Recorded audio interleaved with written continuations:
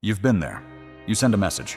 Maybe something respectful, genuine, not desperate, not cheesy, just honest. Then you wait. 5 minutes. Nothing. An hour. Still nothing. The whole day goes by. And finally, a dry, detached reply. K. Or worse, silence. No closure. No rejection. Just absence. And somehow that quiet hurts more than 100 harsh words ever could. You keep checking your phone. You reread your message 10 times. You wonder, did I say too much? Was I boring? Should I follow up? Or would that make me look needy? You feel the shift. And here's the truth most men don't want to admit. This has nothing to do with one message. This is a pattern, and you felt it before. The slow fade, the cold turn, the feeling that no matter what you say, it's never enough to keep her interested. But the real problem, you think it's about what you wrote. It's not. It's not about the words. It's about the frame behind them. Most men text from the wrong place. They try too hard to say the right thing, to seem charming, safe, nice, likable. But here's what no one told you. Texting is not neutral. Every message you send communicates something. And when you're not aware of that, you communicate need, eagerness, weakness. Even in silence, she feels it.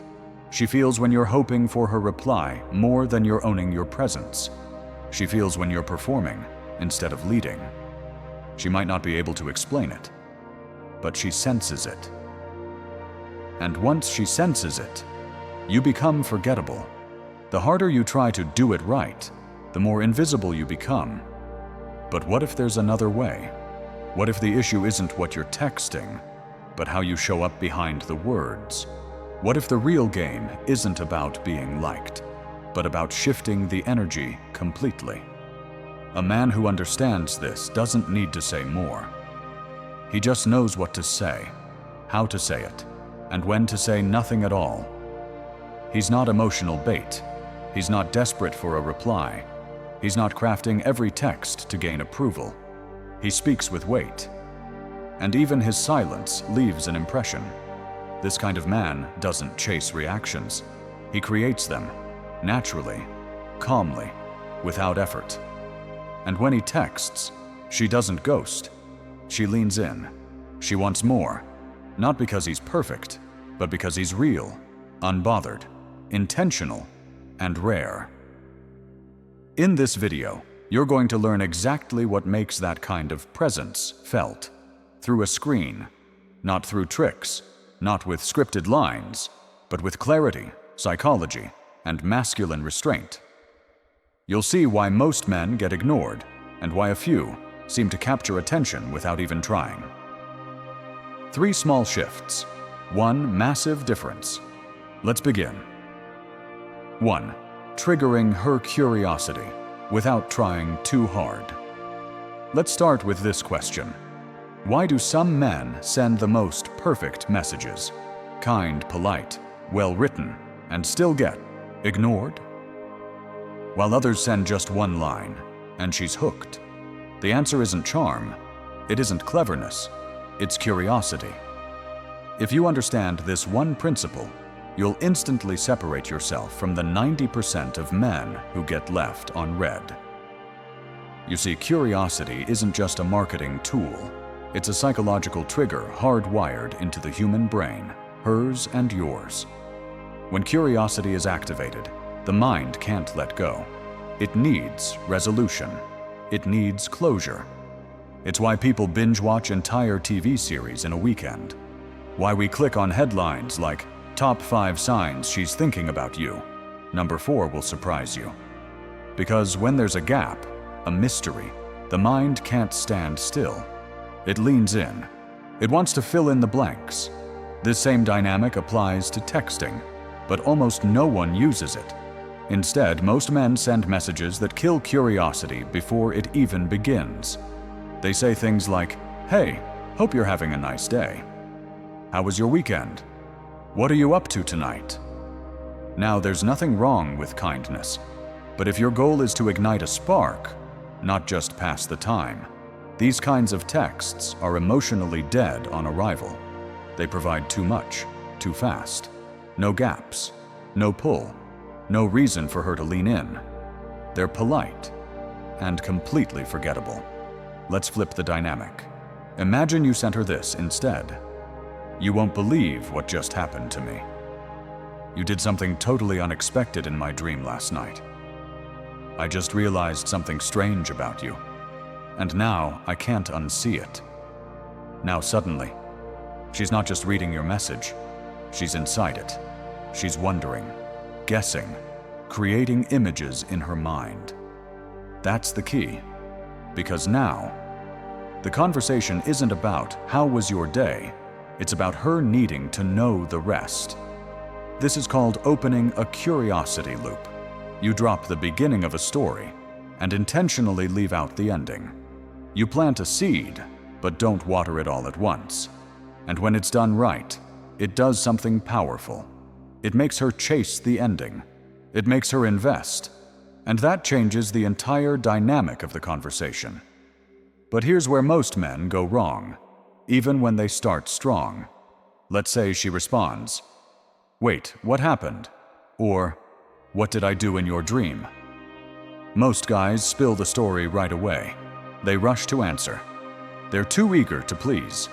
But a man with emotional control knows better. Instead of satisfying the curiosity too fast, he deepens the loop. He might respond with, "It's actually kind of funny. But before I tell you, have you ever had one of those random moments where something totally unexpected reminds you of someone?" Now you're not just texting, you're building a rhythm. You've moved from a statement to an experience. From "here's what happened" to "let's explore this together." You're creating emotional engagement, not just logical response. And once she's emotionally engaged, she's no longer responding just to be polite. She's invested, curious, connected. Now here's where the Stoic lens matters most. This isn't about being clever. This isn't about running a tactic to get the girl. This is about being a man who doesn't spill everything on the table. A man who speaks with precision, who values what he withholds just as much as what he gives. It's a form of discipline. When you can control your urge to explain, overtalk, or impress, you create space for her imagination to work for you, and that space is magnetic. Think about it.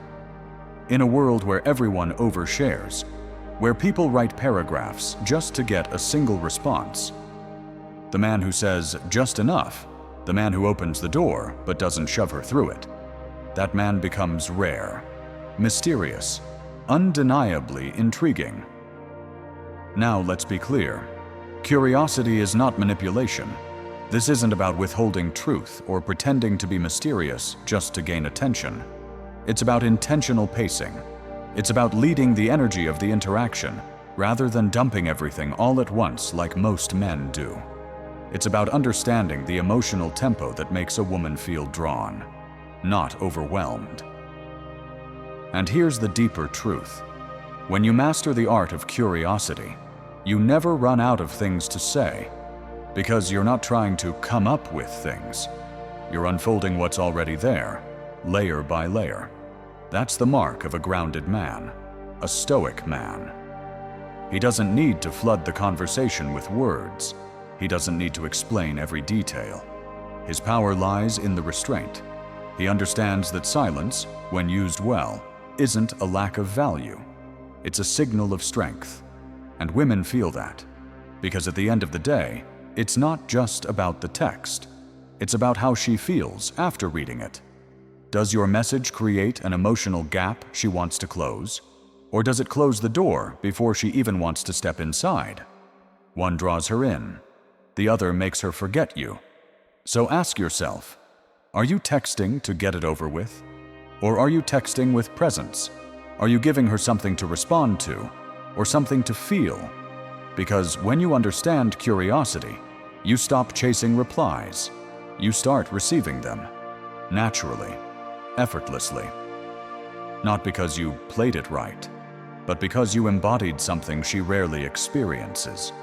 A man who leads with depth, who speaks with restraint, and who understands that the most attractive thing you can say is sometimes the thing you don't say yet, and that is only the beginning. 2. Building anticipation. How to become the thought she can't shake. Have you ever wondered why some men can send just one message and stay in her mind for days, while others, despite long, thoughtful, even perfect texts, are forgotten within hours? The difference isn't effort. It isn't wordplay. It's emotional structure. And at the center of that structure is anticipation. It's not desire. It's not chemistry. It's the space between those things. The tension between what's hinted at and what remains unsaid. And here's what most men will never understand. It's not the message that makes her feel something. It's the moment before you give her the answer. Anticipation isn't loud. It doesn't scream. It lingers. It hums quietly in the background of her mind, long after the conversation ends. And when used right, it's one of the most powerful forms of attraction a man can create. But most men ruin it before it ever has a chance to work. Why? Because they move too fast. They say too much. They rush to reveal when they should be learning to withhold. You text her, "I planned something for us Friday night. I got you something today. I have something exciting to tell you later." You think you're being sweet, responsible, romantic, but what you're actually doing, without realizing it, is killing the one thing that keeps her coming back. Curiosity without closure. You're giving her the ending to a story before it even begins. Now she has no reason to lean in, no reason to guess, no emotional stake in the outcome. And as a result, she doesn't feel anything. Not because you're boring, but because there's no gap for her mind to fill. The feminine mind doesn't crave information. It craves energy that unfolds slowly. She wants to be drawn in, not given a checklist. So let's reverse it. Instead of, "I saw something today that reminded me of you." Try, "Something I saw today made me think of you instantly." Guess what it was? Do you feel the difference? You're no longer just sharing. You're inviting her into an emotional space, one where she gets to participate, where her imagination starts running wild, because you didn't give her the answer. And that's the point. You want her thinking about the next message before you've even sent it. That space, that unknown, is where anticipation is born. Because here's the deeper truth. The more she imagines, the more she invests. And the more she invests, the more she feels. She isn't just replying, she's participating. She's building something with you, even if you're not speaking. And once you trigger that, you don't need to keep saying more. You just need to say less, with more precision. Let's look at another example. Instead of, "I've got plans for Friday," try, "I'm planning something for Friday night, but I can't decide if I should tell you or keep it a surprise." Now the message itself does something subtle. It builds a pause inside her. It invites reflection, a question, a sense of what is he planning? Why won't he say it yet? And even if she doesn't reply right away, she feels the shift. Her mind stays active.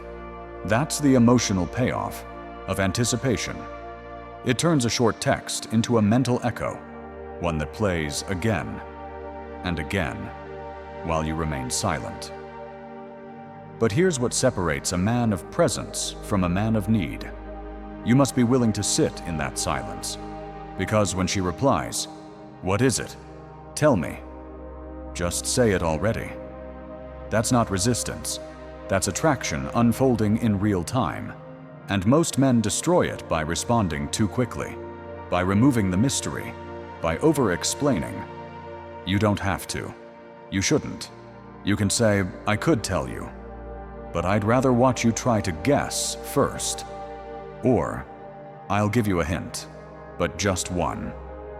You've now turned a message into a mental game, but not one where someone wins or loses, one where emotional connection is built through the exchange, because she's no longer just reading your texts, she's decoding them, reacting to them, filling in blanks in her head.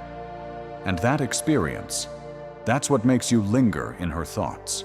It's not the words, it's the emotional residue they leave behind, the memory of not knowing, the thrill of the wait, the sense that you're not just texting to text, you're creating a rhythm she can't control.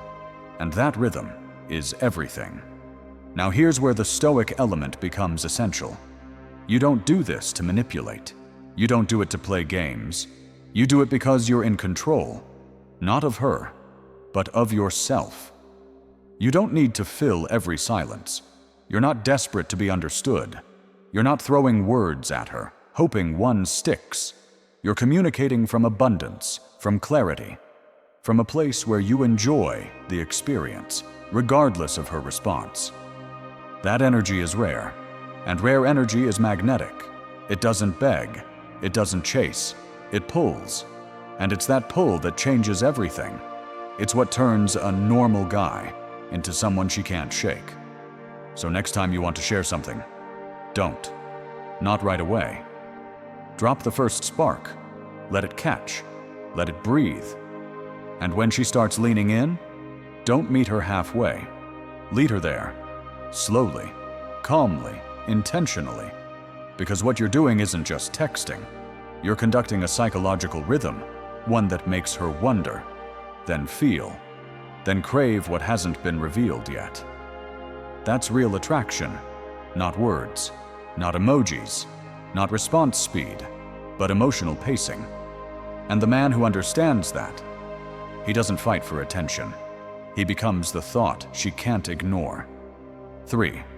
Compliments that make her feel seen, not just admired. There's a subtle but critical mistake most men make, and they don't even realize it.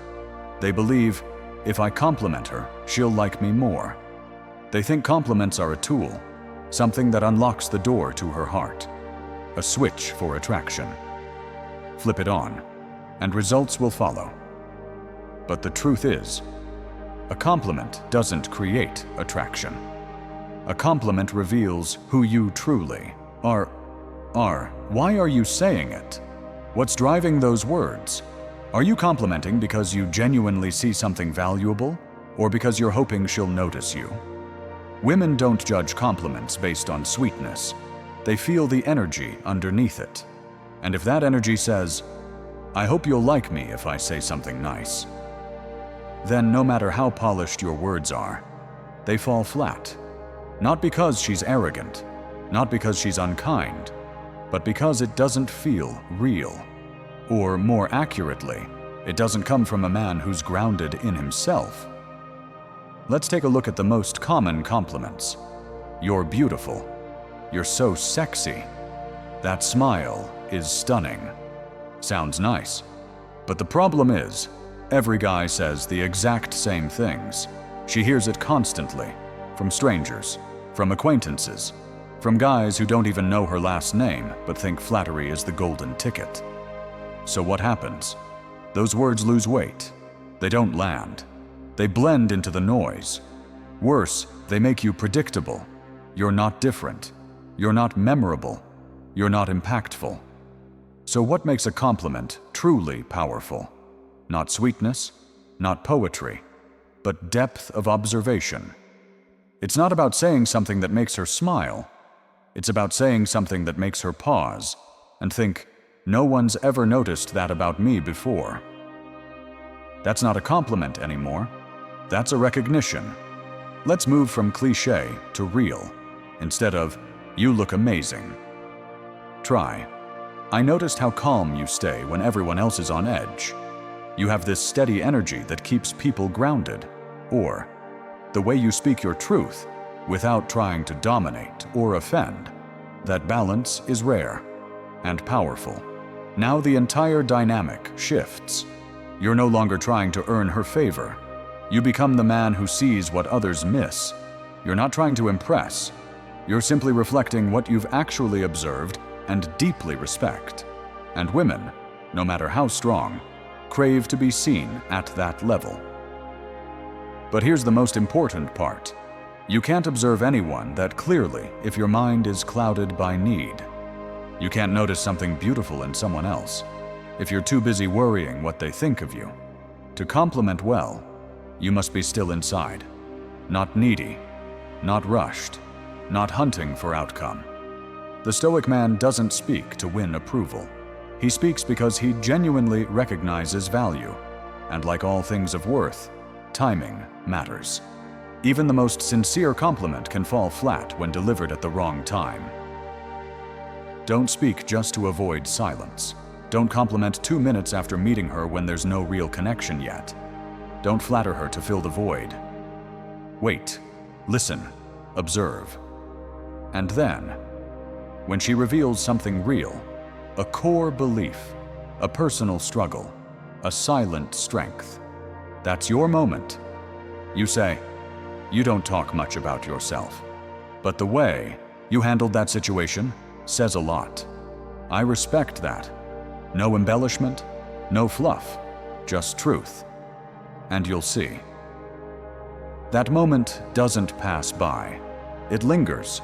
But don't confuse impact with reaction. Women don't always react outwardly to a powerful compliment. Sometimes they go quiet. Sometimes they just smile softly. Sometimes they change the subject. But days later, they remember, they reflect, and they start looking at you differently. Because a true compliment doesn't just make her smile, it makes her think. And in that thought, something deeper begins. So here's the ultimate question. Are you complimenting because you truly saw something rare, or because you want her to like you? A compliment from observation is a mark of presence. A compliment from need is a sign of lacking inner worth. Be the man who's quiet enough inside to notice the world outside, and strong enough to speak only when it deserves to be said. A compliment is not a tactic. It is a mirror of your emotional maturity. The Stoic man doesn't compliment to steal hearts. He compliments because he sees something real, and speaks it not for reward, but from reverence. His compliments are rare, but each one carries weight. He doesn't need to dazzle with words. It's the restraint behind his words that makes them unforgettable. Because in the end, what truly moves people isn't fancy phrasing. It's that feeling. This man genuinely sees me, not just my looks, but me. You don't need a text back. You need a code to live by. Let's be clear, this was never about texting. It was about how you carry yourself in silence, how you lead with presence instead of persuasion, and how you remain grounded even when no one responds. You've learned the psychology. You've studied the patterns. You've seen how most men fail, not because they lack effort, but because they lack center. They text to be seen. You text from strength. They seek validation. You move from vision. They chase attention. You radiate stillness. And that is why you stand out. Let's recap what you now command. 1. Curiosity. You create space, not pressure. You open loops instead of dumping details. You don't hand her the whole story. You let her chase the meaning. 2. Anticipation. You don't spill everything in one message. You plant emotional triggers. You say just enough to make her wait, wonder, want. 3. Genuine compliments. You don't praise what's obvious. You acknowledge what's rare. You reflect back her character, not just her looks. And in doing so, you become unforgettable. But if after all that, she still doesn't reply, that's not rejection. That's revelation. The silence reveals who you truly are. Will you beg for attention, or will you stay rooted in purpose? Will you fold under absence, or will you rise above outcome? This is where 99% of men shrink. But you remember one thing.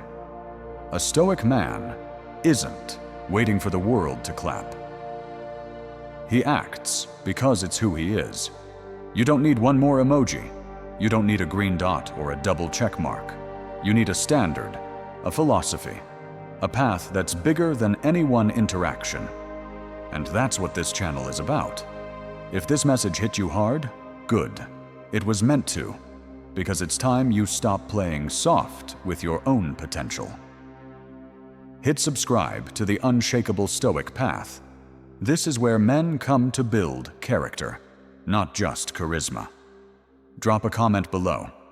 Which principle will you own from this day forward? Let it be a declaration, not to her, but to yourself.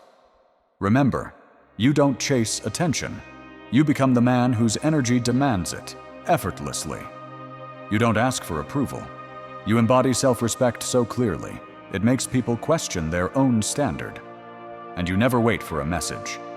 Because you are the message. Let them wonder. Let them replay your words in silence.